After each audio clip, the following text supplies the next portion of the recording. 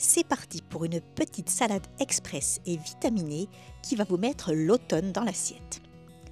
Des betteraves rouges, des rondelles de carottes, une endive, une mandarine et une pomme, des cubes de comté, des cerneaux de noix, des graines de tournesol et des feuilles de lampsane coupées grossièrement.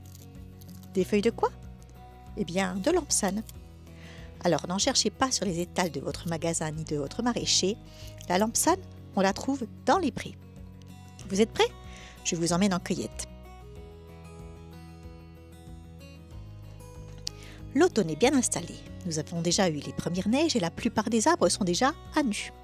Et pourtant, si on cherche entre les feuilles d'automne qui jonchent le sol, on va trouver de la lampsane. C'est une plante assez simple à identifier.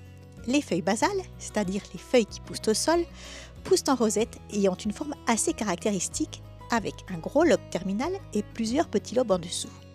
Les feuilles sont souvent parsemées de poils, mais pas toujours. La plante ressemble un peu au pissenlit, et c'est normal, puisque toutes les deux font partie de la famille des laitues sauvages.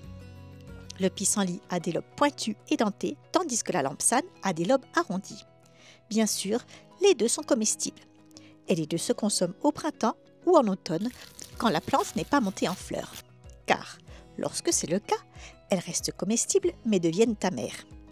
Même jeunes, les feuilles ont une légère amertume, mais c'est tant mieux, car cela confère aux deux plantes des vertus apéritives, c'est-à-dire qu'elles vont stimuler la digestion.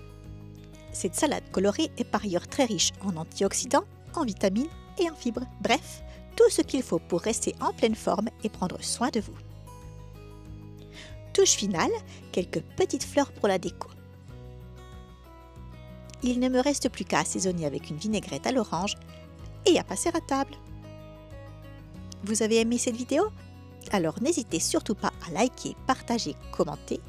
Et si vous souhaitez en savoir plus sur les plantes sauvages comestibles, n'hésitez pas non plus à venir participer à l'un des stages que j'organise ici, en Haute-Savoie, dans un lieu magique situé face au Mont Blanc, dans un havre de paix que vous ne serez pas prêt d'oublier.